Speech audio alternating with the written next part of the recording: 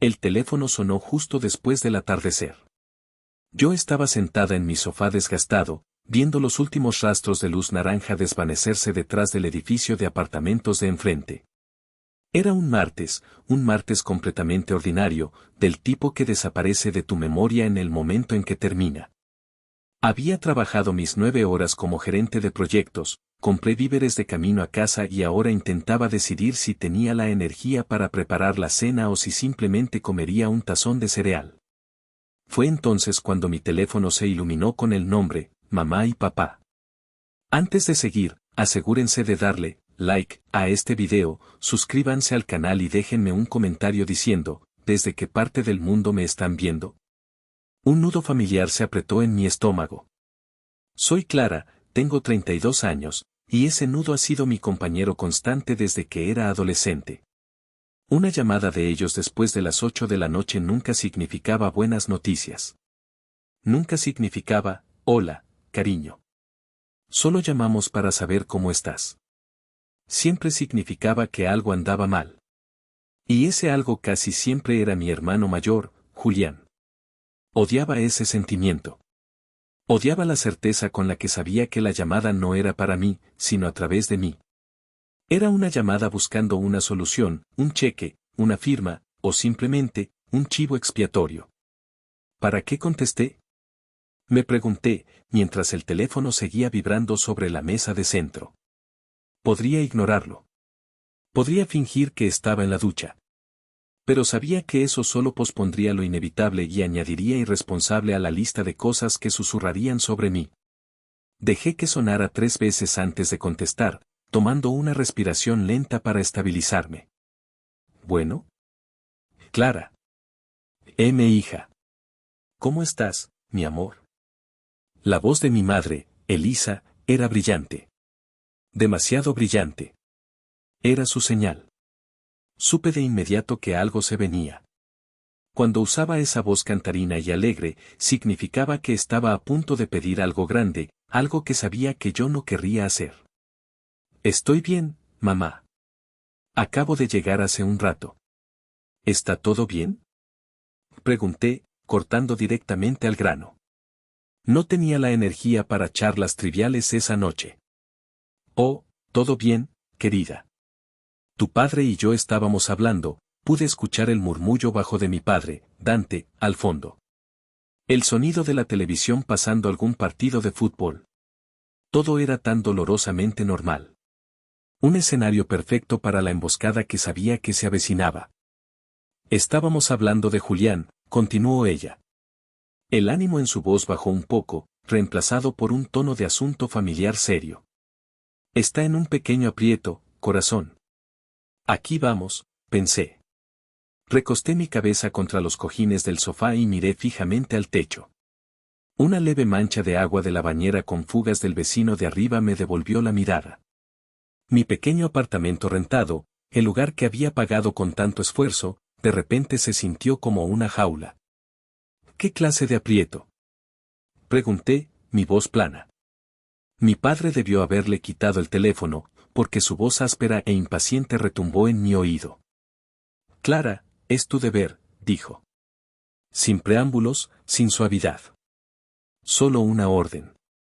El préstamo de tu hermano está en problemas. ¿El préstamo de qué? De la casa, dijo, como si fuera obvio.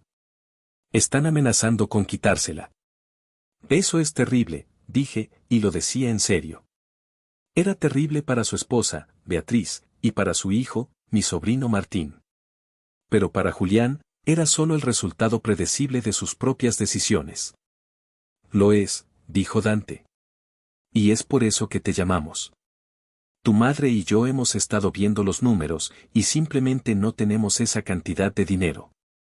Pero tú siempre has sido tan buena con tus finanzas. El cumplido se sintió como plomo. Ser buena con mis finanzas significaba que trabajaba 60 horas a la semana, vivía en un apartamento pequeño y asequible, conducía un auto de 10 años y no tomaba vacaciones. Significaba que yo era responsable. Y en mi familia, ser responsable significaba que eras la limpiadora designada de los desastres de todos los demás. Papá, ¿qué me estás pidiendo? Hubo una pausa. Luego, la voz de mi madre regresó, nerviosa. Es una cifra grande, hija. Pero sabemos que puedes manejarlo. La familia debe sacrificarse. ¿Cuál es la cifra, mamá? Insistí. Un largo silencio se extendió en la línea. Luego, la voz de mi padre otra vez, murmurada y molesta, como si el número en sí fuera un inconveniente. 610,000. ¿Qué? $610,000. Tienes que pagarlo. Es tu deber como su hermana. El aire abandonó mis pulmones. $610,000. No era un número. Era una sentencia de por vida. Era más dinero del que probablemente vería en los próximos 20 años. Era el valor de mi futuro entero, de cualquier sueño de tener mi propia casa, de cualquier esperanza de jubilación, todo borrado por una deuda que no era mía. La idea de que pudieran siquiera sugerirlo, de que pudieran decirlo en voz alta con tanta calma, era tan absurda, tan completamente desconectada de la realidad, que sucedió algo extraño. Sonreí. No fue una sonrisa feliz. Fue una sonrisa fría y aguda, del tipo que no llega a los ojos. Fue la sonrisa de una persona que finalmente ha visto la imagen completa y fea con perfecta claridad. Durante años, yo había sido la red de seguridad de la familia. Era el contacto de emergencia, el préstamo de último minuto, la solucionadora silenciosa. Había aceptado mi papel porque pensaba que nacía del amor, de un retorcido sentido de lealtad familiar. Siempre me decían que Julián era el soñador y yo era la constructora. Lo que realmente querían decir era que él soñaba y yo pagaba por los escombros. Pero esto era diferente. Esto no era pedir ayuda. Esto no eran $500 para una llanta ponchada o 2,000 para cubrir una mala inversión. Esta era una demanda por toda mi vida. Clara, ¿sigues ahí? Hija? Preguntó mi madre, su voz teñida con una nueva ansiedad. Mi silencio la estaba poniendo nerviosa. Estoy aquí, dije, mi voz tranquila, la sonrisa aún en mi rostro. $610,000. Vaya. Sabemos que es mucho, cariño, pero... Voy a tener que pensarlo, la interrumpí. ¿Pensarlo? Clara, no hay tiempo. Bramó mi padre. El banco. Dije que lo pensaré. Tengo que irme. Y colgué. Dejé caer el teléfono en el cojín a mi lado. La sonrisa se desvaneció, reemplazada por una resolución fría como el hielo. Porque sonreí por una razón. Sonreí porque, mientras ellos se sentaban en su cómoda sala de estar, tramando cómo sacrificar mi vida para salvar a su hijo pródigo, yo sabía algo que ellos no.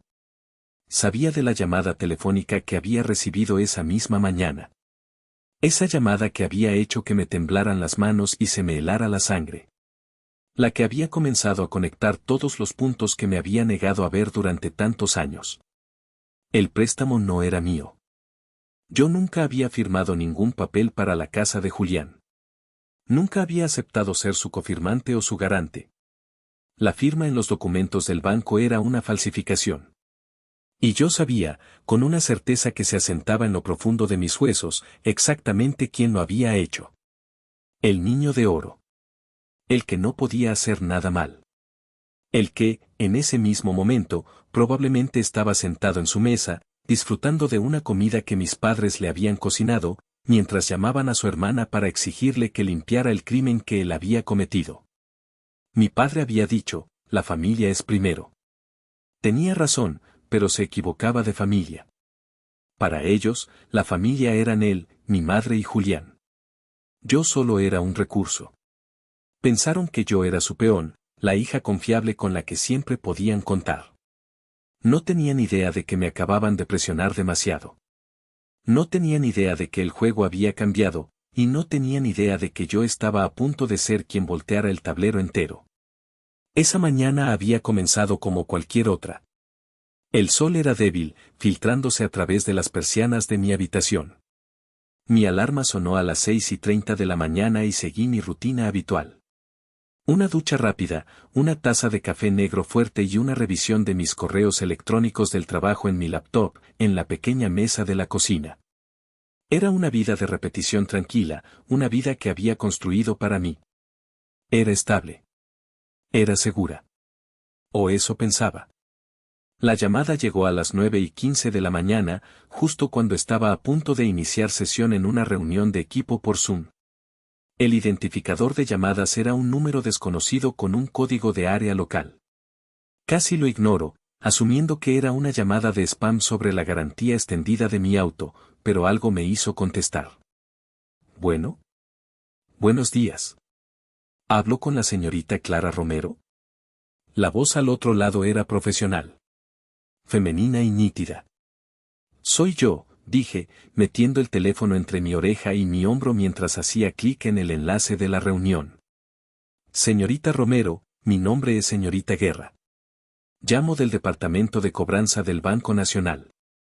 Esta llamada es con respecto a su cuenta hipotecaria número, terminación 4821. Llamamos porque su cuenta tiene ahora 90 días de mora y no hemos recibido respuesta a nuestros avisos anteriores. Dejé de hacer clic. Mi mano se congeló en el mouse. Debo haberla oído mal. Lo siento, dije, riendo un poco. Creo que tiene a la persona equivocada. No tengo una hipoteca. Rento un apartamento. Hubo un murmullo de papeles al otro lado. Señora, le puedo asegurar que tengo a la persona correcta. Clara Marie Romero. La dirección de la propiedad es 124 Willow Creek Drive. Mi sangre se volvió hielo. Esa era la dirección de Julián. La casa con las cubiertas de granito y los electrodomésticos de acero inoxidable por los que había pagado $5,000 de mi propio bolsillo para el enganche. Un regalo que mis padres insistieron en que le diera. Es lo que hace la familia, había dicho mi padre. Nunca volví a ver ese dinero. Esa es la casa de mi hermano, dije lentamente.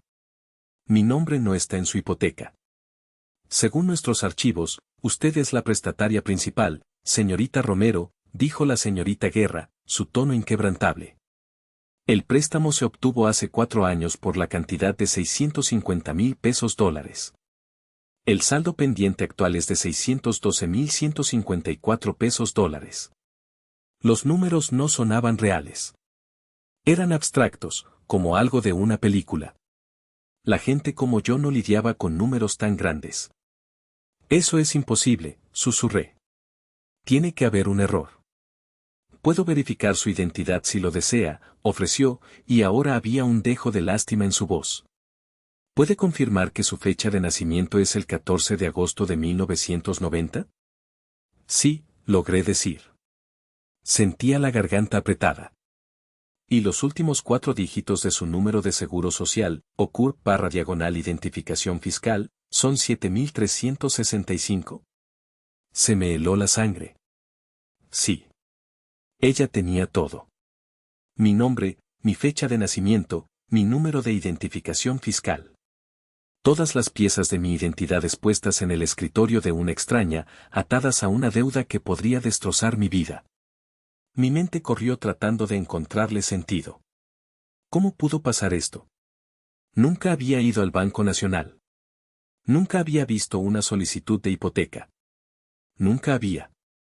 Y entonces, como una fotografía borrosa que de repente se enfoca, un recuerdo emergió. Fue en Navidad, hacía unos 4 o 5 años. Toda la familia estaba en casa de mis padres. El aire estaba lleno del olor a tamales recién hechos y ponche de frutas hirviendo en la estufa. Julián me había llevado a un lado en la cocina, con esa sonrisa encantadora y conspiradora en su rostro. Siempre tenía esa sonrisa cuando quería algo. Clara, hermanita, había dicho, apoyándose en la barra. ¿Puedes hacerme un favor gigante? ¿Qué pasa, Julián? Estoy tratando de conseguir esta casa, la de Willow Creek, pero el banco se está poniendo difícil.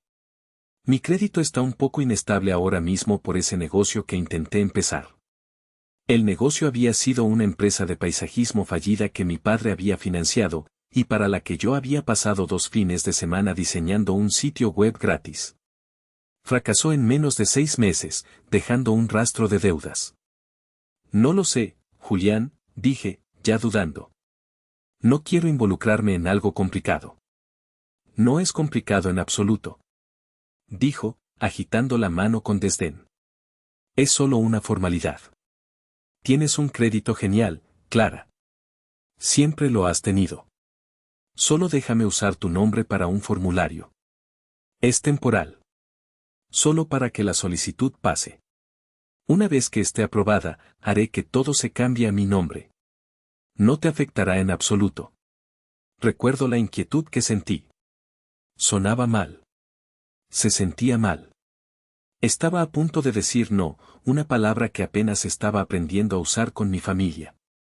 Pero entonces mi madre, Elisa, entró en la cocina, limpiándose las manos en el delantal. ¿De qué están susurrando ustedes dos?, preguntó, sonriendo. Le contaba a Clara sobre la casa nueva, dijo Julián, volcando su encanto en ella. El banco solo necesita un poco de seguridad extra en la solicitud. El rostro de mi madre se suavizó. Me miró, sus ojos suplicantes. Hija, deberías ayudarlo. Solo necesita un empujón, corazón. Está tratando muy duro de construir una vida para su familia. Para mi nieto, Martín. Es lo menos que podemos hacer para apoyarlo. Sus palabras fueron el empujón final. La culpa, la presión, la narrativa interminable de que Julián era el que necesitaba empujones y yo era la que tenía que proporcionarlos. Estaba cansada de pelear, cansada de ser la difícil. Así que cedí. Está bien, murmuré. Solo un formulario. ¿Prometes que es temporal? Lo prometo. Dijo Julián, su sonrisa ensanchándose. Me dio un abrazo rápido. Eres la mejor hermana del mundo, Clara. Acabas de salvarme la vida. Quería gritar no. Quería decir, ¿por qué yo? ¿Por qué siempre tengo que ser yo la que sacrifica? Pero vi la decepción formándose en los ojos de mi madre, esa mirada que usaba como un arma, la que decía, me estás fallando. Estás fallando a la familia. Y me callé. Como siempre. Ahora, parada en mi propia cocina 4 años después, con la señorita Guerra del Banco Nacional al teléfono, el recuerdo se sentía como una traición. Una traición fría y calculada. El formulario no era solo un formulario. Temporal se había convertido en 4 años. Él no solo había usado mi nombre. Lo había robado. Señorita Romero, ¿sigue ahí?, preguntó la señorita Guerra. Mis manos temblaban. Tuve que agarrar el borde de mi mesa para estabilizarme. Sí, estoy aquí. Necesitamos discutir opciones de pago, o tendremos que proceder con los procedimientos de ejecución hipotecaria, dijo ella, su tono profesional regresando. Yo, no podía formar palabras. El mundo se estaba inclinando. La vida estable y tranquila que había construido era un castillo de naipes, y alguien acababa de quitar la carta inferior. Tengo que irme. Colgué el teléfono antes de que pudiera decir otra palabra. Me hundí en mi silla, mi corazón golpeando mis costillas. Mi café estaba frío. Mi reunión de trabajo había comenzado hacía 5 minutos. Pero nada de eso importaba. Mi crédito, mi nombre, mi futuro. Todos eran solo un empujón para mi hermano. Un empujón que mi madre había fomentado y que mi padre, sin duda, había aprobado.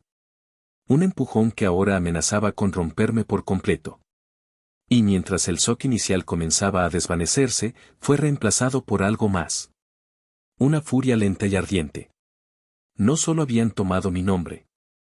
Habían tomado mi confianza, mi seguridad y mi creencia de que, en el fondo, mi familia me protegería. No me habían protegido. Me habían arrojado a los lobos para mantener caliente a su hijo favorito. Esa noche, después de la llamada de mis padres exigiendo el pago, dormir era imposible. La conversación se repetía en mi cabeza, un bucle tóxico de sus tranquilas demandas y mi silencio atónito. Es tu deber, Clara. Las palabras resonaban en la oscuridad de mi apartamento, burlándose de mí. Mi deber. Toda mi vida se había definido por esa palabra. Mi deber de ser callada, de ser servicial, de ser la responsable. Mi deber de limpiar los desastres. Pero esto no era un desastre. Esto era un cráter. Y esperaban que lo llenara con el resto de mi vida. Encendí las luces a las 2 de la mañana. No podía seguir acostada. Necesitaba hacer algo. Necesitaba verlo. En el fondo del armario de mi pasillo, enterradas bajo mantas viejas y una caja de libros de texto de la universidad, había varias cajas de archivos. Contenían el rastro de papel de mi vida, antiguas declaraciones de impuestos, documentos del préstamo de mi auto, contratos de arrendamiento, estados de cuenta bancarios. Siempre había sido meticulosa con mis registros, un hábito nacido de un miedo profundo a la inestabilidad financiera, un miedo que ahora me daba cuenta de que mi propia familia era la fuente. Arrastré las cajas al centro de mi sala de estar. El cartón raspó contra el suelo de madera. No sabía exactamente qué estaba buscando. ¿Una carta del banco que había ignorado? ¿Una pieza de correo que había confundido con basura? Tenía que encontrar la fuente. Abrí la primera caja. Recibos, contratos, recibos de nómina antiguos. Mis manos trabajaban metódicamente, pero mi mente era una tormenta caótica de recuerdos. Encontré una tarjeta de cumpleaños de mis padres de hace 5 años. Adentro, mi madre había escrito, para nuestra maravillosa y confiable hija. Estamos muy orgullosos de ti. Confiable. La palabra se sentía como un insulto. No estaban orgullosos de mí. Estaban orgullosos de mi utilidad. Encontré una fotografía de la boda de Julián. Él estaba en el centro, radiante, con Beatriz del brazo. Mis padres estaban a su lado, brillando de orgullo. Yo estaba en el borde lejano de la foto, ligeramente desenfocada, como si ya me estuviera desvaneciendo del cuadro familiar. Trabajé durante 2 cajas, mi esperanza disminuyendo. Tal vez el banco había enviado todo a la dirección de Julián. Tal vez nunca encontraría ninguna prueba.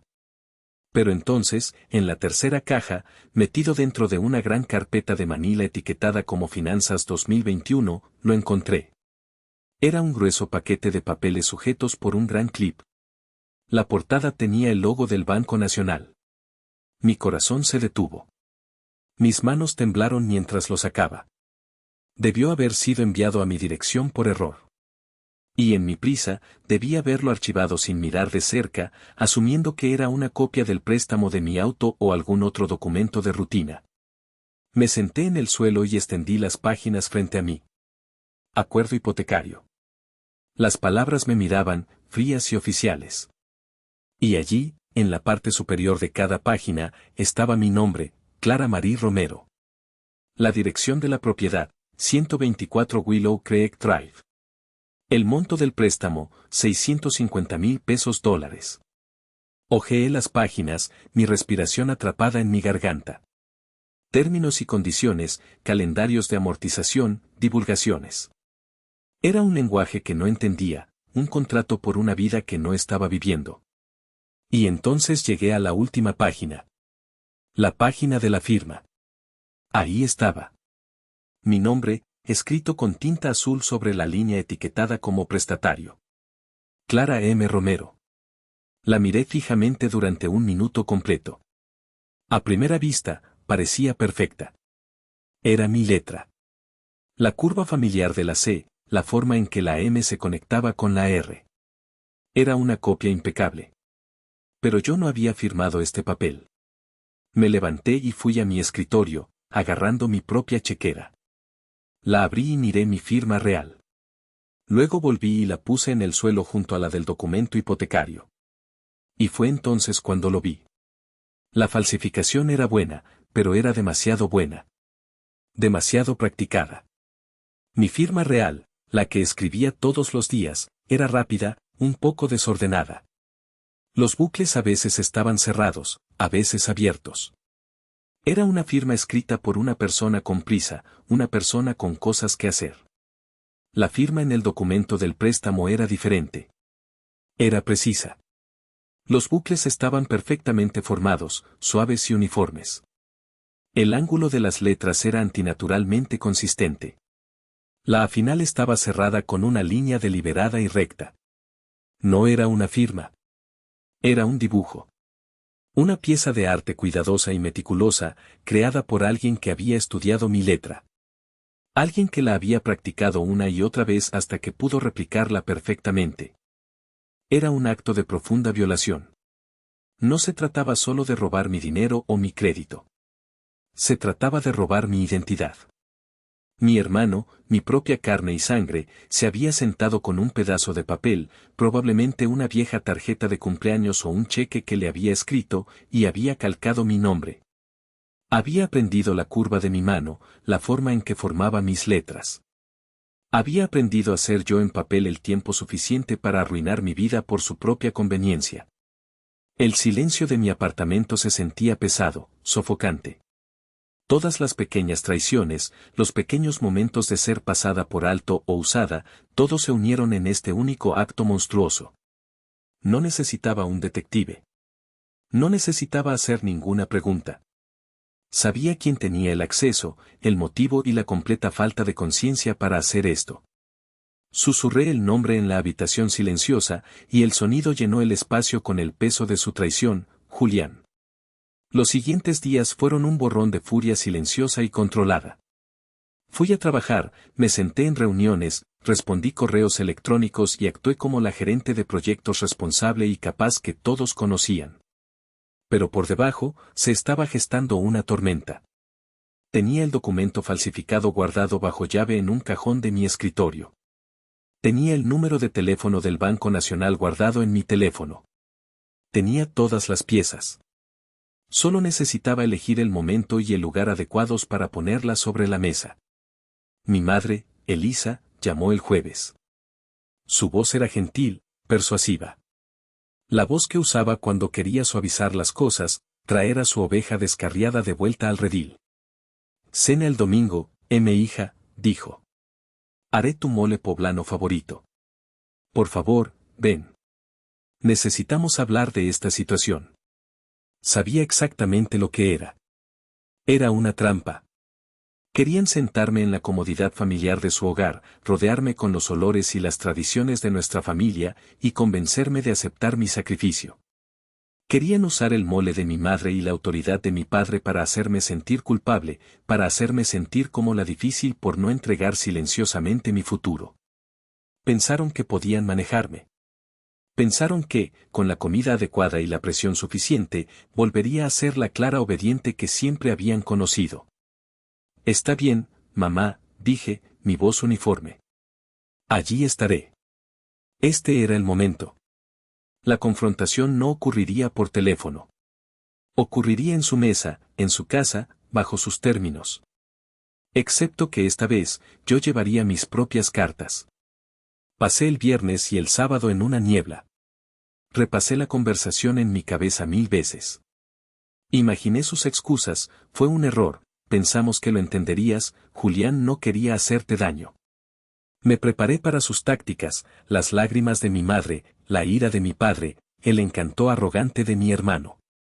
Esta vez, no iba a ceder. No iba a permitir que su culpa me aplastara. Habían cometido un error fatal, me habían empujado tan lejos que ya no me importaba si me caía del precipicio. De hecho, estaba lista para saltar, siempre y cuando pudiera llevarlos conmigo. El domingo por la tarde, conduje hasta su casa, la misma casa en la que crecí, la misma casa que se sentía cada vez menos como un hogar y más como una prisión.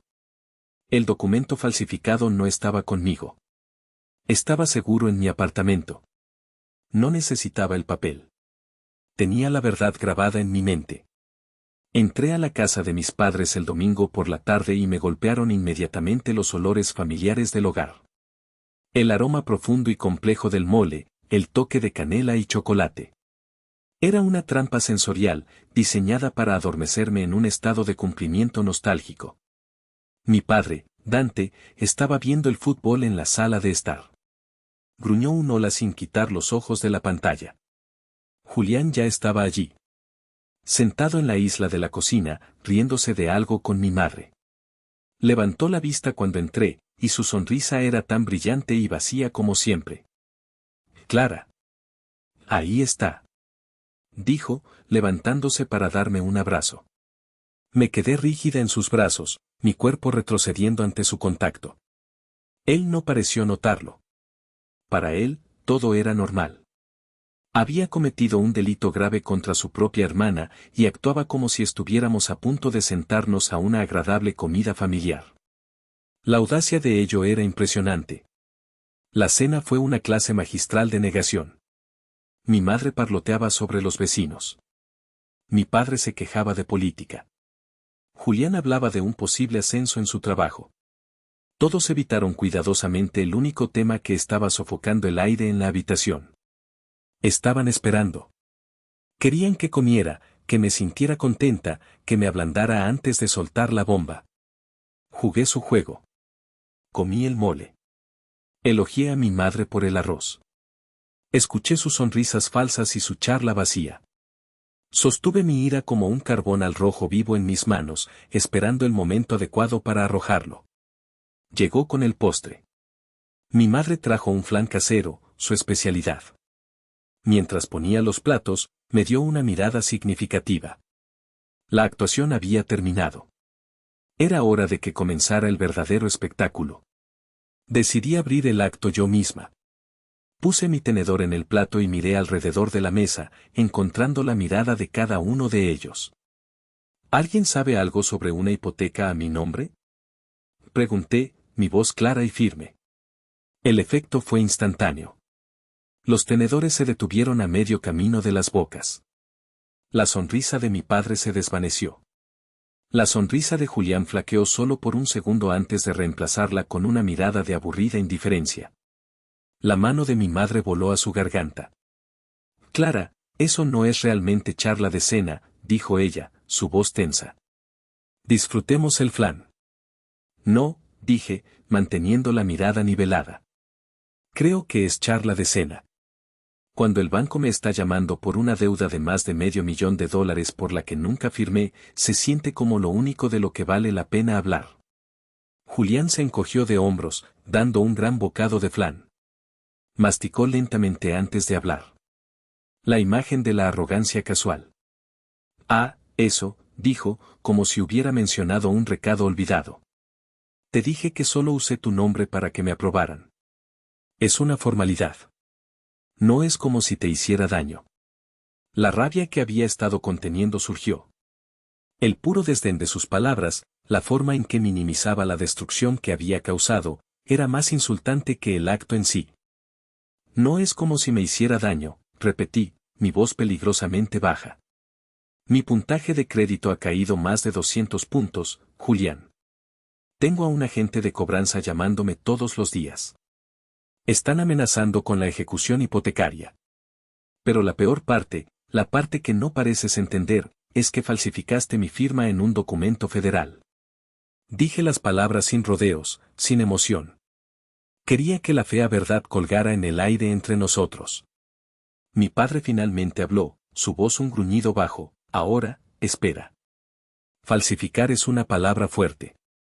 Es la palabra correcta, le respondí bruscamente. La voz de mi madre se elevó, quebradiza y aguda. La gentil matriarca se había ido, reemplazada por la feroz defensora de su hijo elegido. La familia se ayuda mutuamente, Clara. Tu hermano necesitaba ayuda. Tienes un buen trabajo. Tienes ahorros. Él tiene una familia que mantener. Es lo que haces por la familia. Fue entonces cuando Beatriz, su esposa, rompió en un llanto calculado. Clara, por favor, sollozó, agarrando la mano de Julián. Si perdemos la casa, ¿qué pasará con nuestro Martín? ¿Con tu sobrino? ¿Quieres que crezca en la calle? ¿Cómo puedes ser tan egoísta? Me reí. Una risa amarga y seca que me raspó la garganta. Eran un frente unido. Los tres, no, los cuatro contra mí. En su mundo, yo era la que estaba equivocada. Yo era la egoísta por no aceptar en silencio mi propia ruina. ¿La familia se ayuda mutuamente? Pregunté, sacudiendo la cabeza lentamente. Tienen razón. Yo le ayudé con los $5,000 para el enganche de esta casa. Ayudé a papá con sus impuestos hace 2 años. Fui cofirmante del primer auto de Julián. He ayudado, y ayudado, y ayudado. Me incliné hacia adelante, mis manos planas sobre la mesa. Mi voz era tranquila, pero cortaba la tensión como un cuchillo. Entonces, ¿por qué soy yo la única que siempre paga? El silencio que siguió fue absoluto. Los rostros conmocionados y enojados alrededor de la mesa eran mi respuesta. No tenían respuesta porque sabían que era la verdad. A sus ojos, ese era mi papel. Yo era la que pagaba. Empujé mi silla hacia atrás y me levanté. Dejé mi trozo de flan intacto. Gracias por la cena, dije. La cortesía fue un último y amargo giro del cuchillo. Salí del comedor, bajé por el pasillo y salí por la puerta principal sin mirar atrás. No azoté la puerta. La cerré suavemente detrás de mí, dejándolos allí, en las ruinas de su cena familiar perfecta, con el sabor de la verdad en sus bocas en lugar de flan. Y por primera vez, alejarme de ellos se sintió menos como un escape y más como una victoria. Oye, si esta historia te está atrapando y quieres saber qué pasó después, por favor tómate un segundo para darle like a este video, suscríbete al canal si aún no lo has hecho. Y déjame un comentario diciéndome desde qué ciudad me estás viendo. Cada comentario ayuda a que esta historia llegue a más personas. Muchas gracias de verdad. El viaje de regreso a mi apartamento fue una película muda de luces de la calle y tráfico borroso. La adrenalina de la confrontación en la cena estaba desapareciendo, dejando atrás un agotamiento profundo y hueco. Lo había hecho. Había dicho las palabras que habían estado enterradas dentro de mí durante años. Les había puesto un espejo en la cara y habían odiado lo que vieron. Pero no había triunfo en ello. Solo una tristeza profunda y dolorosa por la familia que deseaba tener, la que nunca existió realmente. Cuando regresé a mi apartamento, el silencio se sintió diferente. No era pacífico. Era sofocante. Las cuatro paredes que siempre habían sido mi santuario ahora se sentían como una jaula, una caja donde se suponía que debía sentarme y absorber las consecuencias de las acciones de todos los demás. No encendí la televisión ni puse música. Fui directamente al cajón de mi escritorio y saqué el paquete de la hipoteca falsificada. Extendí las páginas por el suelo de mi sala. Luego fui a mi laptop y, con una sensación de náuseas en el estómago, inicié sesión en mi portal bancario en línea. Imprimí mis estados de cuenta. Fui a un sitio de monitoreo de crédito e imprimí mi informe de crédito completo. El daño estaba todo allí, en blanco y negro. Un préstamo fraudulento masivo listado como mío. Notificaciones de pago atrasado. Mi puntaje de crédito, una vez prístino, el que había trabajado tan duro para construir, estaba en ruinas. Me senté en el suelo en medio de todo. Un mar de papel que representaba el trabajo de mi vida y la destrucción casual de mi hermano. Y mientras estaba sentada allí, el peso de todo finalmente se derrumbó sobre mí. No se trataba solo del dinero. Los 610,000 pesos dólares eran una suma aterradora que alteraba la vida, pero era solo un síntoma de una enfermedad más profunda. El verdadero problema era mi papel en la familia. Yo era la capaz, la responsable, la solucionadora. Había comenzado en pequeño. Cuando éramos niños, si Julián rompía una lámpara, a mí me decían que la limpiara en silencio antes de que papá llegara a casa.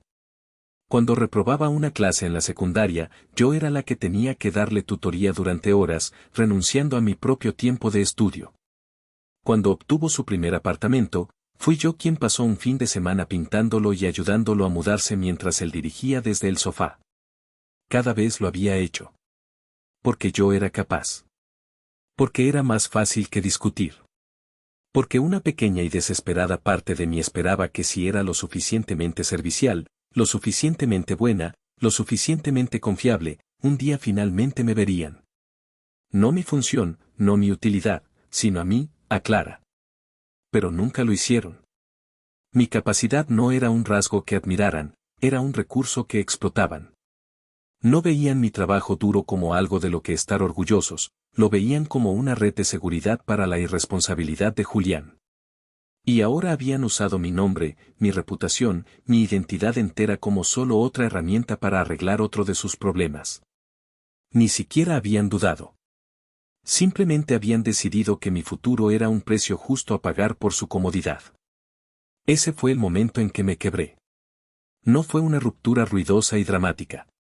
No hubo gritos ni lanzamiento de cosas. Fue un cambio interno silencioso. Una placa tectónica en lo profundo de mí, que había estado bajo una inmensa presión durante 30 años, finalmente se fracturó. La ilusión de que alguna vez podría ganar su aprobación siendo obediente y servicial se hizo añicos por completo. No puedes ganar un juego que está amañado en tu contra. Yo no era una hija o una hermana para ellos. Era una función. Un fondo de emergencia. Una tarjeta humana para salir de la cárcel. Y mi amor por ellos, mi sentido del deber, había sido la cadena que usaron para atarme. Sentada allí en el suelo, rodeada por la evidencia de su traición, me di cuenta de que limpiar esto en silencio no era una opción. Pagar el dinero, o incluso simplemente dejarlo pasar para mantener la paz, sería el acto final de autodestrucción. Sería un acuerdo con mi propia eliminación. Sería admitir que mi vida valía menos que la casa de mi hermano. Agarré mi teléfono. Mi movimiento fue lento y deliberado. Mis manos estaban perfectamente firmes. La tormenta caótica dentro de mí se había asentado en una calma fría y dura. La voz de mi madre estaba en mi cabeza, un susurro frenético: estás destrozando a esta familia, Clara. No hagas esto. Te arrepentirás. Por un segundo, vacilé. La vida entera de condicionamiento, el miedo arraigado a su desaprobación, era una fuerza poderosa. Era el miedo a estar sola, a ser la mala de la historia que ellos inevitablemente contarían. Pero entonces otra voz, la mía, le respondió. Era tranquila, pero clara: ¿qué familia? La familia que estaba tratando de proteger no existía. Era un mito que me había estado contando a mí misma. La familia real era un sistema diseñado para servir a una persona, y yo ya no estaba dispuesta a ser parte de él. Ya no estaba dispuesta a incendiarme para mantenerlos calientes. Abrí el navegador web en mi teléfono. Mi pulgar se cernía sobre la barra de búsqueda. Este era el punto de no retorno. Este era el momento en que me elegía a mí misma por encima de ellos, quizás por primera vez en mi vida. Tecleé 4 palabras: abogado de fraude cerca de mí. Una lista de nombres y despachos de abogados apareció en la pantalla. Me desplacé por ellos, mi corazón latiendo a un ritmo constante y resuelto. Revisé las reseñas, buscando palabras como agresivo, meticuloso, experto en fraudes. No iba a limpiar este desorden en silencio. No iba a pagar un centavo. No iba a ser la hija buena y confiable nunca más. Iba a quemarlo todo. Iba a exponer la podredumbre en el corazón de nuestra supuesta familia. Iba a mostrarles exactamente lo que sucedía cuando empujaban a la persona callada demasiado lejos. Elegí un nombre, un despacho en el centro de la ciudad con buenas críticas. Marqué el número de emergencia 24 horas. Una voz adormilada contestó. Necesito una cita, dije, mi voz firme. Tengo un caso de fraude hipotecario y robo de identidad. La cita quedó fijada para la mañana siguiente. Colgué y miré los papeles esparcidos por mi suelo. Por primera vez, no vi mi ruina. Vi mi munición. Iba a recuperar mi nombre, y desde las cenizas de la familia que me traicionó, finalmente, me iba a salvar a mí misma. La mañana siguiente, yo era una persona diferente. La ira de la noche anterior no se había desvanecido. En cambio, se había endurecido en una resolución tranquila e inquebrantable. Me había duchado, me había puesto un traje profesional. Quería lucir compuesta, no desesperada. Conduje al centro, navegué por el tráfico matutino con las manos firmes en el volante. El edificio de oficinas era viejo, con madera oscura y pasillos silenciosos. Se sentía serio. Se sentía real. El licenciado Navarro me recibió en el área de recepción. Era un hombre de unos 40 y tantos años, con ojos amables y un apretón de manos firme. Su traje estaba bien cortado, pero tenía un aire ligeramente arrugado y accesible. Me llevó a una pequeña sala de conferencias, ofreciéndome agua, la cual rechacé. Solo quería ir al grano. Puse mi pila de documentos sobre la pulida mesa de madera, el paquete de la hipoteca falsificada, mi firma real de mi chequera, los avisos del banco, mi informe de crédito. Incluso copias de textos antiguos de Julián pidiendo dinero. Había pasado horas organizando todo, asegurándome de que fuera claro. Cuéntemelo todo, Clara, dijo, reclinándose en su silla. Su voz era tranquila, tranquilizadora. Así que lo hice. Empecé por el principio. La petición de Julián de tomar prestado mi nombre. La insistencia de mi madre. La llamada de la señorita Guerra. El descubrimiento de la firma falsificada. Y finalmente, el enfrentamiento en la cena. Hablé con voz clara y directa, tratando de despojarme de la emoción y solo presentar los hechos. No quería sonar como una víctima histérica, aunque me sentía como una. Quería sonar como alguien que necesitaba justicia. El licenciado Navarro escuchó sin interrumpir, su ceño fruncido mientras revisaba los documentos que había traído. Levantó el paquete de la hipoteca, comparando la firma falsificada con la mía real. Pasó mucho tiempo mirándolas, su expresión ilegible. Cuando terminé de hablar, la habitación quedó en silencio por un momento. Me preparé para la duda, para una sugerencia de terapia familiar, para cualquier cosa que minimizara lo que había sucedido. Pero el licenciado Navarro no parpadeó. Levantó la vista de los papeles, sus ojos amables ahora agudos y enfocados. Señorita Clara, esto no es un malentendido, dijo, su voz grave. Esto no es una disputa familiar que necesite mediación. Esto es robo de identidad y fraude hipotecario. Estos son cargos criminales serios, y su hermano la ha puesto en una posición legal y financiera extremadamente precaria. Las palabras, dichas por un profesional legal, aterrizaron con el peso de la verdad. No era solo mi opinión. Era la ley. Era oficial. Exhalé un aliento tembloroso que no me di cuenta de que había estado conteniendo. La validación, la confirmación de que no estaba exagerando, fue un alivio poderoso. En México, continuó, la falsificación de documentos privados o públicos con la intención de obtener un beneficio indebido se castiga con años de prisión. Lo que su hermano hizo no fue un error. Fue un crimen calculado. Entonces, ¿qué podemos hacer? Pregunté, mi voz apenas un susurro. El licenciado Navarro se inclinó hacia adelante, colocando las manos sobre la mesa. Su calma era contagiosa. Primero, necesitamos levantar una denuncia policial inmediatamente, dijo.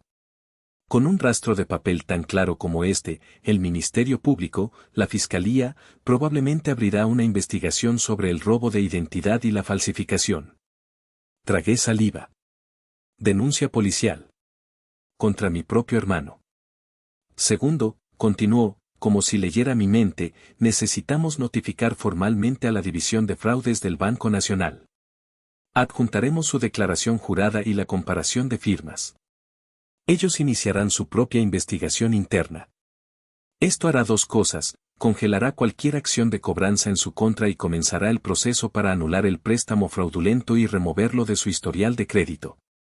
La idea de que ese número aterrador desapareciera de mi vida era casi demasiado buena para ser verdad. ¿Y Julián? Pregunté, la garganta apretada. Navarro me miró directamente. No había juicio en sus ojos, solo hechos. Si el Ministerio Público decide presentar cargos criminales, y con esta evidencia parece que lo harán, Julián podría enfrentar consecuencias legales significativas. Incluyendo la cárcel. Esto no es una ofensa menor, Clara. Estamos hablando de cientos de miles de dólares obtenidos mediante engaño. Una ola de náuseas me invadió. Cárcel. Mi hermano. El pensamiento era escalofriante. A pesar de todo el dolor, de toda la traición, la idea de él tras las rejas. Pero entonces, recordé su rostro arrogante en la cena. No es como si te hiciera daño. Recordé la voz suplicante de mi madre, no por mí, sino por él. Recordé el miedo frío de la llamada de la señorita Guerra. Él había elegido esto. Él había hecho estas decisiones. Yo simplemente estaba respondiendo a ellas. Empecemos a arreglarlo, dije, mi voz ganando fuerza. No me importa lo que le pase a él. Quiero recuperar mi vida. Pasamos el resto de la mañana redactando la declaración jurada y la denuncia. Recordé cada detalle, cada interacción, cada vez que Julián había pedido dinero o favores. Navarro se aseguró de que todo estuviera documentado con precisión. Para el final del día, se había presentado una denuncia policial detallando el robo de identidad y el fraude. Navarro también había enviado una carta certificada al Banco Nacional, adjuntando toda la evidencia y exigiendo que el préstamo fraudulento fuera removido de mi nombre. Salí del despacho de Navarro sintiéndome más ligera, a pesar de la gravedad de la situación. Había dado el primer paso. Había dejado de ser una víctima y había comenzado a ser una participante en mi propia defensa. Durante años, había pasado mi vida guardando secretos familiares, enterrando sus errores para mantener una fachada de armonía. Ahora, estaba poniendo todo en el registro. Estaba abriendo el armario y dejando que todos sus esqueletos salieran a la luz. Y el alivio que vino con esa honestidad, con finalmente liberarme de la carga de sus secretos, fue inmenso. 3 días después, llegó el inevitable golpe a mi puerta. Lo estaba esperando. El licenciado Navarro me lo había advertido, una vez que el banco comience su investigación y la policía se involucre, tu familia lo sabrá. Y no estarán felices. Miré por la mirilla. Era mi madre, Elisa. Sostenía una fuente de vidrio con un pastel de 3 leches casero, todavía húmedo por el almíbar. El accesorio clásico. El símbolo de nutrición, de hogar, de todo lo que ella estaba tratando de evocar. La bandera blanca de la manipulación. Dudé por un momento. Parte de mí quería fingir que no estaba en casa, hacerla pararse allí en el pasillo hasta que se rindiera. Pero otra parte de mí sabía que tenía que enfrentar esto. Había decidido dejar de esconderme. Abrí la puerta. Su rostro estaba cuidadosamente arreglado, una mezcla de preocupación y suave dolor. Clara, hija, dijo, su voz goteando tristeza. Solo queremos hablar, cariño. Por favor, déjame entrar. Me hice a un lado, dejándola entrar. Pasó junto a mí, colocando el pastel en la barra de mi cocina. El olor a leche, vainilla y canela llenó mi pequeño apartamento, un contraste discordante con la tensión en el aire. Mamá, dije, cruzando los brazos. No le iba a ofrecer asiento. Esto no era una visita social. Se giró hacia mí, sus ojos grandes y brillantes. Clara, ¿por qué hiciste esto? ¿Por qué llamaste a un abogado? ¿Por qué fuiste a la policía? Podríamos haber arreglado esto como familia. ¿Arreglado qué, mamá? Pregunté, mi voz firme. ¿Que Julián robara mi identidad? ¿Que falsificara mi firma en un préstamo de más de $500,000? ¿Esperabas que yo arreglara eso? Su rostro se arrugó. Él está tratando de arreglarlo, cariño. Dijo que está hablando con el banco. Dijo que si solo retiras los cargos, ellos serán más comprensivos. La mentira era tan transparente, tan desesperada. Era enfurecedor. No está arreglando nada, mamá. Está mintiendo, y tú lo estás solapando. Él sabe que esto es un fraude grave. Sabe lo que hizo. Su compostura se resquebrajó. Su voz se agudizó, perdiendo su borde suave. Clara, estás destrozando a esta familia. Estás poniendo a tu propio hermano en peligro. ¿Es esto realmente lo que quieres? ¿Mandarlo a la cárcel? La acusación dolió. Era el arma definitiva en su arsenal. La culpa. Hacerme responsable de las elecciones de Julián, de sus consecuencias. Culparme a mí por las consecuencias de sus acciones. No, mamá, dije, sacudiendo la cabeza. Yo no lo puse en peligro. Él lo hizo solo. Lo hizo cuando decidió falsificar mi nombre. Cuando decidió que mi futuro era desechable. Cuando decidió que yo era solo un medio para un fin. Caminé hacia la puerta y la abrí. El aire fresco del pasillo entró. La quería fuera. Quería su actuación, su manipulación, fuera de mi espacio. No lo entiendes, Clara. Se supone que la familia debe permanecer unida. Estoy de acuerdo, la familia debe permanecer unida, dije. Pero mi familia me traicionó. Tú me traicionaste. Te quedaste mirando mientras él destruía mi vida financiera, y luego exigiste que yo pagara por ello. Me pediste que sacrificara todo por un hombre que me usó como escudo para sus propios crímenes. El rostro de mi madre era una mezcla de ira y confusión. No podía comprender un mundo en el que yo no aceptara tranquilamente mi papel designado. No podía comprender un mundo en el que yo contraatacara. Has elegido tu lado, mamá. Lo has elegido una y otra vez, durante toda mi vida. Siempre has elegido a Julián. Las lágrimas brotaron de sus ojos, pero esta vez eran lágrimas de rabia, no de tristeza. Es mi hijo. Es tu hermano. ¿Qué esperabas que hiciera? Esperaba que hicieras lo correcto. Esperaba que, por una vez, me protegieras a mí. Ella no dijo nada. No había nada que decir. No, mamá, dije, mi voz firme. No estoy destrozando a esta familia. Solo me niego a ser su chivo expiatorio nunca más. Luego la miré directamente a los ojos, y por primera vez, vi un destello de miedo allí. Vio que no estaba retrocediendo. Vio que había terminado. Necesitas irte, le dije. Me miró fijamente por un largo momento, su boca ligeramente abierta como si quisiera decir más, lanzar otro ataque, otra súplica. Pero no salieron palabras. Simplemente recogió el pastel de 3 leches de la barra, casi mecánicamente, y salió por la puerta. La cerré suavemente detrás de ella. El clic de la cerradura fue un sonido pequeño y definitivo. El silencio del otro lado de la puerta fue la primera paz que había tenido en años. No era una paz triunfante, ni alegre. Era una paz tranquila y frágil, como el momento después de que ha pasado una tormenta y te quedas con la calma secuela. Pero era mía. Y por primera vez, sentí que estaba respirando mi propio aire. Me apoyé contra la puerta y lloré. No por ellos, sino por mí. Por la hija que había sido, y por la mujer en la que me estaba viendo forzada a convertirme. 2 días después, comenzó la represalia. No fue una sorpresa. La estaba esperando. Un último y desesperado ataque de un animal acorralado. Mi familia no iba a dejarme ir en silencio. Iban a tratar de arrastrarme de vuelta al lodo, o al menos castigarme por tratar de escapar. La llamada provino de la directora Ponce, mi gerente de recursos humanos en el trabajo. Mi corazón se hundió cuando vi su nombre en el identificador de llamadas. Usualmente tenía una buena relación con recursos humanos, pero una llamada de ellos siempre significaba problemas. Clara, ¿tienes un minuto para hablar? Preguntó, su voz profesional pero tensa. Sí, directora. ¿Qué pasa? Traté de mantener mi voz uniforme, tranquila. Recibimos un correo electrónico anónimo esta mañana, comenzó, su tono cuidadosamente neutral.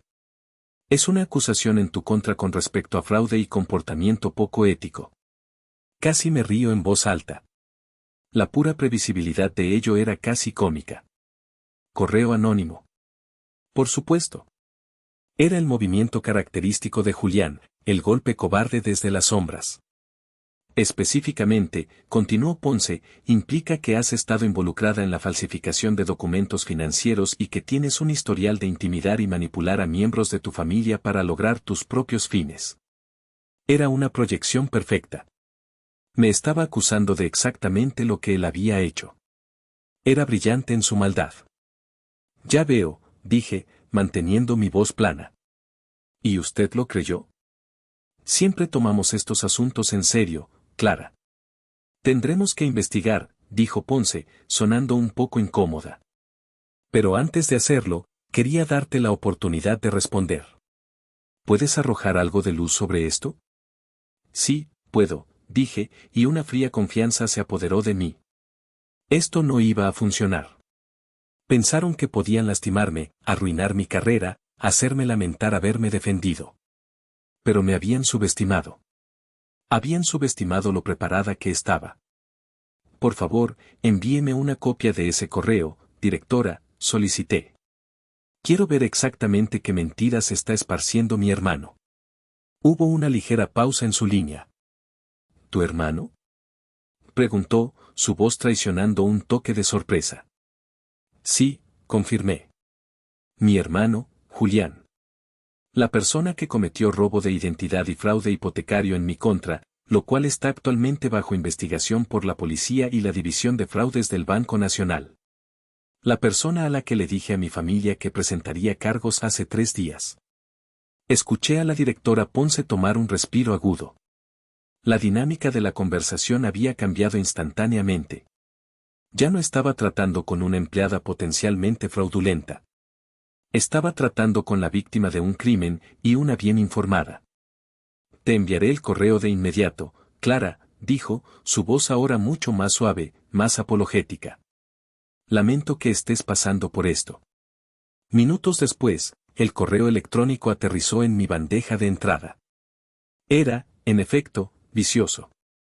Me describía como vengativa, codiciosa y mentalmente inestable, tejiendo una narrativa que tergiversaba cada interacción familiar pasada en una prueba de mi supuesta malicia.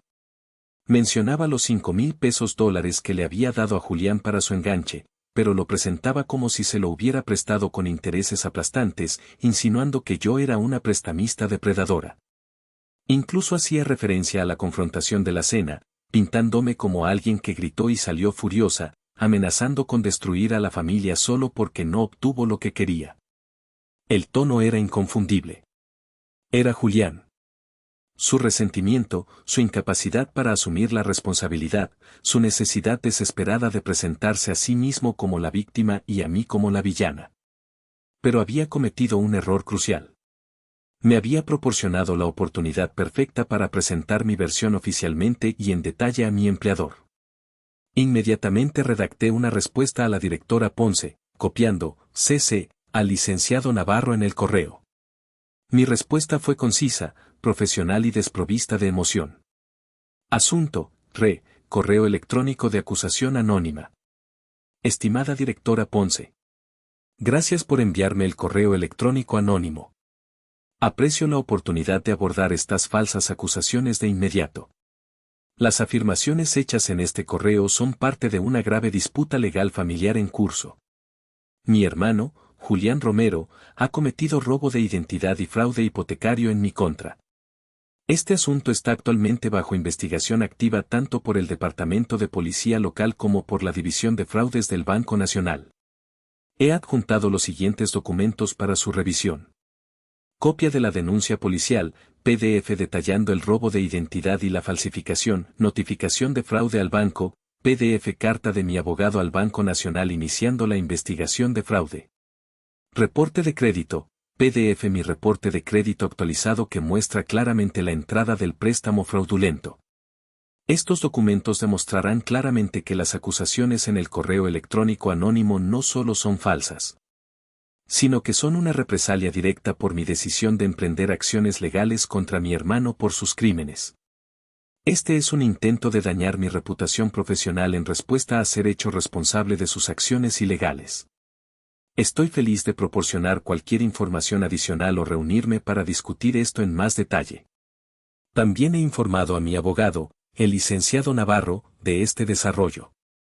Gracias por su comprensión. Sinceramente, Clara Romero. Presioné enviar. No había ira en mis dedos, ni miedo. Solo una calma satisfacción. Habían intentado arruinarme en el trabajo, golpearme donde dolía. En lugar de eso, simplemente habían fortalecido mi caso. Habían proporcionado evidencia irrefutable de su continuo acoso y manipulación. Mi hermano había intentado cavar mi tumba profesional, pero solo había cavado la suya más profundo. Esto ya no se trataba solo de limpiar mi nombre. Se trataba de iluminar todo su patrón de comportamiento, asegurando que cada mentira, cada manipulación, cada acto de traición, fuera completamente expuesto. Y por primera vez en mi vida, no estaba solo reaccionando. Estaba desmantelando estratégicamente la realidad cuidadosamente construida que ellos habían edificado. El tribunal olía a madera vieja, café rancio y nervios. Mis nervios estaban sorprendentemente firmes. Me senté junto al licenciado Navarro, mi abogado, en la mesa del demandante. Al otro lado de la sala, en la mesa del demandado, estaba sentado Julián, su rostro pálido y demacrado.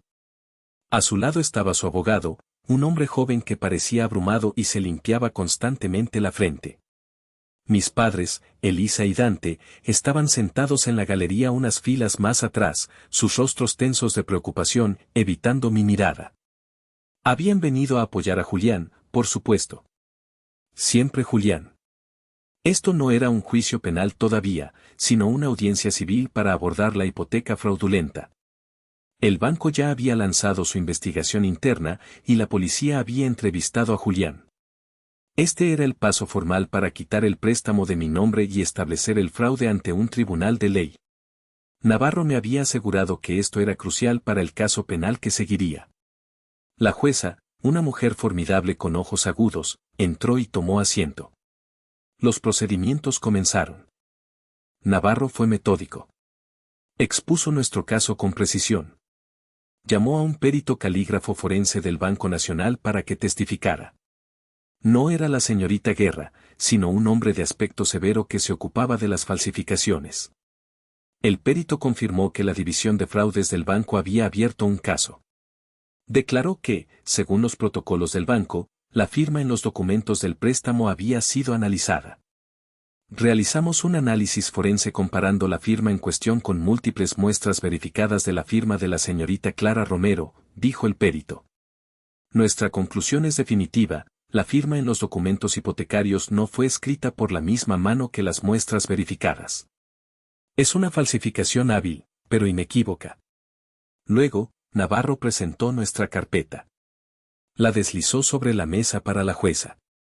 Era gruesa, llena de copias de cada documento que había reunido, los papeles falsificados, comparaciones lado a lado de mi firma real, la denuncia policial.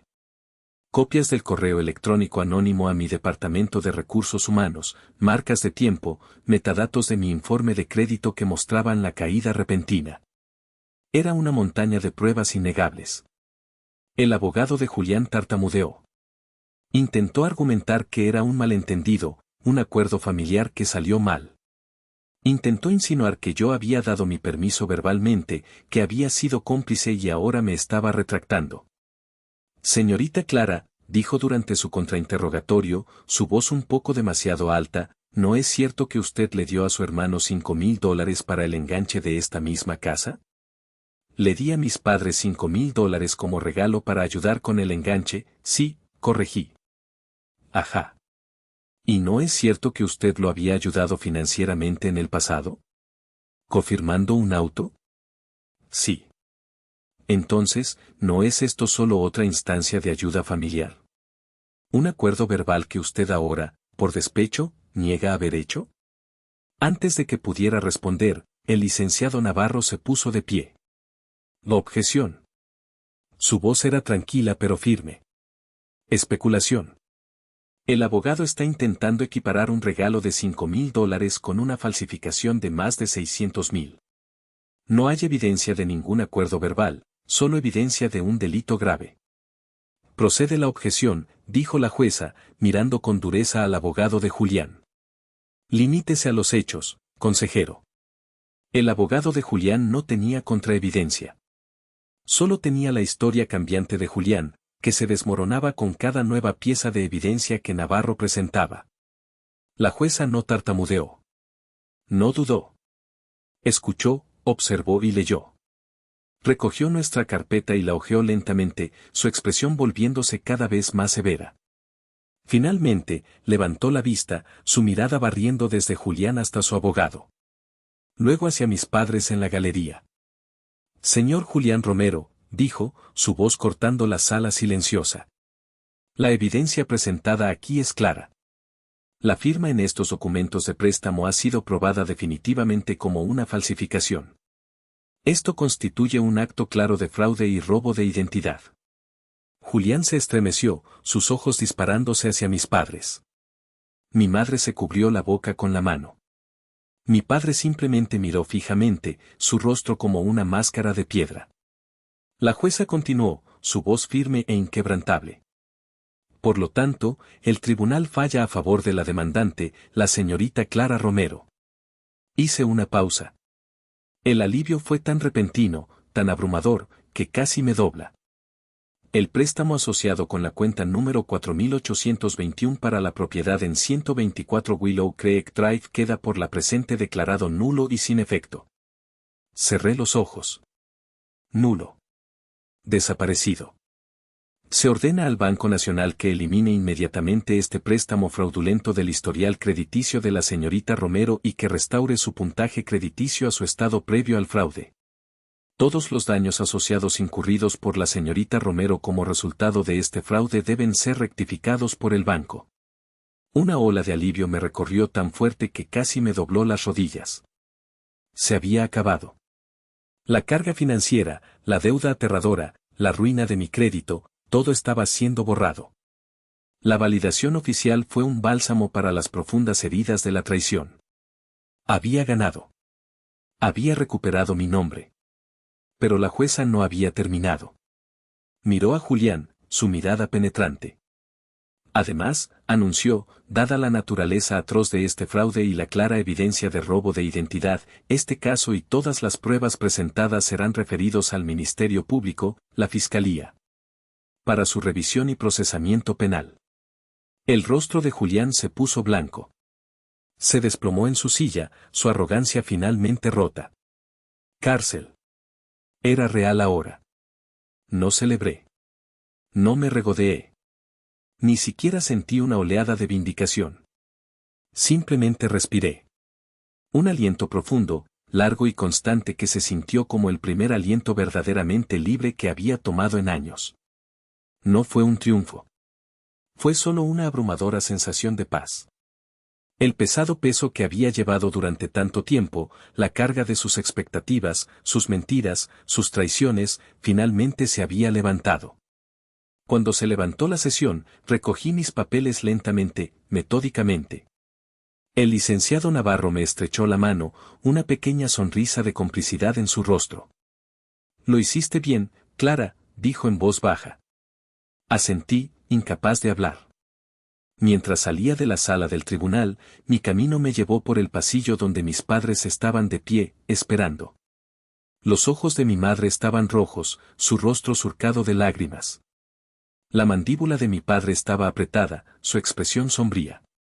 Julián estaba a su lado, luciendo derrotado. Sus hombros caídos. Me vieron acercarme. Vi a mi madre comenzar a abrir la boca, quizás para suplicar, quizás para regañar. Vi a mi padre dar un paso adelante, su rostro endureciéndose en la máscara de autoridad patriarcal que siempre usaba. Pero yo no me detuve. No hice una pausa. No encontré sus miradas. Simplemente caminé recto, pasé junto a ellos, en silencio, deliberadamente, un pie delante del otro. Sentí sus ojos sobre mí. Sentí su conmoción, su ira, su desesperación. Pero no me afectó. Eran como fantasmas, ecos de una vida que ya no me pertenecía. El sonido de mis tacones en el suelo de mármol fue el único sonido que escuché. Fue un sonido nítido, limpio, final. Seguí caminando, saliendo del edificio del tribunal hacia la brillante luz del sol. El aire exterior se sentía fresco y nuevo. Tomé un profundo respiro de ese aire, llenando mis pulmones con libertad. Y no miré atrás. El camino por delante era finalmente, verdaderamente, mío. Sabía que habría más batallas. El caso penal de Julián apenas comenzaba. Pero esa ya no era mi pelea. Mi pelea había terminado. Había reclamado mi nombre, mi crédito y mi futuro. Había sobrevivido. 2 semanas después, vinieron de nuevo. Era un sábado por la mañana, caía una lluvia suave y gris. Estaba tomando mi primera taza de café, sentada junto a mi ventana, viendo la lluvia hacer patrones en el cristal. La paz que había sentido desde la audiencia del tribunal seguía conmigo. Una presencia tranquila y constante. Entonces, llamaron a mi puerta. Un tipo diferente de golpe esta vez. No el golpe exigente de mi madre con su pastel, sino una serie de golpes más suaves, más vacilantes. Miré por la mirilla. Eran los tres. Elisa, Dante y Julián. Estaban bajo el pequeño voladizo de mi edificio, acurrucados juntos, luciendo pequeños y miserables bajo la lluvia. Julián se veía particularmente mal. Sus ojos estaban sombreados, su ropa un poco desaliñada. No se parecía en nada al hermano arrogante y encantador que había conocido. Parecía roto. El niño de oro se había oxidado. Mi madre me vio a través de la mirilla. Sus ojos, aún bordeados de rojo por lágrimas recientes, suplicaron a los míos. Tomé un profundo respiro. Sabía que esto vendría. Este era su último intento. Abrí la puerta solo una rendija, lo suficiente para hablar, pero no lo suficiente para dejarlos entrar. El aire fresco y húmedo se filtró en mi apartamento, trayendo consigo el leve olor a tierra mojada y desesperación. Clara, comenzó mi madre, su voz rota. Cometimos errores. Sabemos que lo hicimos. Hemos estado hablando. Nos damos cuenta de que estuvimos mal. Mi padre, Dante, dio un paso adelante ligeramente. Su habitual arrogancia había desaparecido, reemplazada por una caída derrotada en sus hombros. Necesitamos tu ayuda, mija, dijo, su voz apenas por encima de un susurro. Julián está realmente en problemas ahora. El Ministerio Público va a proceder. Él realmente podría ir a la cárcel.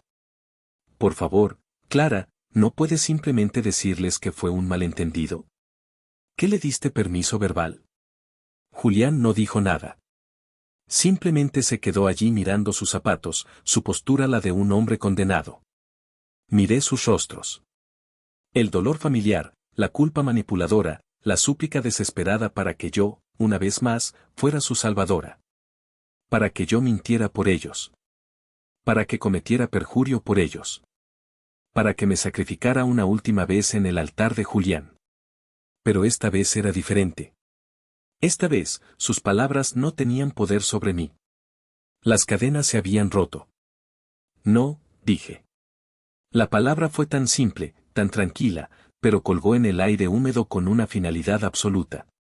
Los tres parpadearon, como si no hubieran entendido. ¿Qué? Susurró mi madre. No, repetí, mi voz clara e inquebrantable. Ustedes no pidieron ayuda. Ustedes la robaron. Miré a Julián, que finalmente levantó la vista, sus ojos llenos de pánico. Tú falsificaste mi nombre. Usaste mi identidad. Y cuando finalmente dije, no, cuando me defendí, ustedes me castigaron. Intentaron arruinar mi carrera. Me llamaron mentirosa, villana, alguien que destrozaba a la familia. Hice una pausa, dejando que mis palabras se asentaran. No tenían nada que decir. Sus rostros estaban grabados con una terrible comprensión. Sabían que era verdad. Tú hiciste esto, Julián, continué, mirándolo directamente. Cada paso del camino. Y mamá y papá te permitieron. Te animaron. Me exigieron que pagara por tu crimen. Luego los miré a los tres, mi voz firme, resuelta. Ya no soy responsable de sus elecciones. Ya no soy responsable de sus consecuencias. Mi madre soltó un sollozo, un sonido agudo de desesperación. Pero Clara, es tu hermano. Somos tu familia. Ustedes dejaron de ser mi familia en el momento en que decidieron que mi futuro era un precio aceptable a pagar por su casa, le respondí, mi voz fría. Ustedes tomaron su decisión. Ahora yo estoy tomando la mía. No esperé una respuesta. No necesitaba una. Mis palabras eran finales. Lenta, deliberadamente, empujé la puerta para cerrarla. Vi sus rostros por última vez a través de la rendija que se cerraba, el shock, la incredulidad, la rabia impotente. El suave clic de la cerradura fue un sonido pequeño y satisfactorio. Me apoyé contra ella por un momento, escuchando. No hubo discusión, ni golpes, ni llamadas desesperadas desde el otro lado. Solo el sonido silencioso de la lluvia. Se habían ido. Ese sábado por la mañana, la lluvia finalmente cesó. El sol se abrió paso entre las nubes, pintando el mundo con una luz fresca y limpia. Me puse el abrigo y caminé hasta el mercado de agricultores a pocas cuadras de mi apartamento. Estaba bullicioso y vibrante, lleno de los olores a pan fresco y flores recién cortadas. La gente reía. Los perros ladraban. La vida seguía, indiferente a la tormenta personal que acababa de capear. Me detuve en un puesto de flores y compré un pequeño ramo de tulipanes amarillos. Eran simples, alegres y llenos de vida. Cuando llegué a casa, los arreglé en un jarrón de cerámica astillado en la mesa de mi cocina. La misma mesa donde una vez me había sentado temblando después de la llamada de la señorita Guerra. La misma mesa donde había mirado fijamente los extractos bancarios fraudulentos. La misma mesa donde había buscado frenéticamente abogado de fraude. Ahora, solo sostenía la luz del sol y el alegre toque de color. Me senté con otra taza de café, pero esta vez, el silencio en mi apartamento no era sofocante. Era pacífico. Era mío. No había culpa. No había disculpas. No había arrepentimiento persistente sobre las decisiones que había tomado. Claro, había tristeza. Había un duelo por la familia que debería haber tenido. Pero debajo de eso, había una profunda sensación de calma, una paz tranquila que se había asentado en mi corazón. A veces, alejarse no es egoísta. Es supervivencia. Y en la calma secuela de mi propia tormenta, finalmente entendí que salvarme a mí misma era el deber más grande que jamás había cumplido. La obligación había terminado. Mi vida, finalmente, era verdaderamente mía. Han pasado meses. Julián está esperando su sentencia. Mis padres han dejado de llamar. ¿Hice lo correcto al exponer todo y dejar que él enfrentara las consecuencias, o debí callarme, por la familia, como ellos exigían? ¿Estuve mal? Gracias por escuchar mi historia. Si te gusta este contenido y quieres más, dale like, deja tu opinión en los comentarios, y no olvides suscribirte al canal. Activa la campanita para no perderte ninguna historia.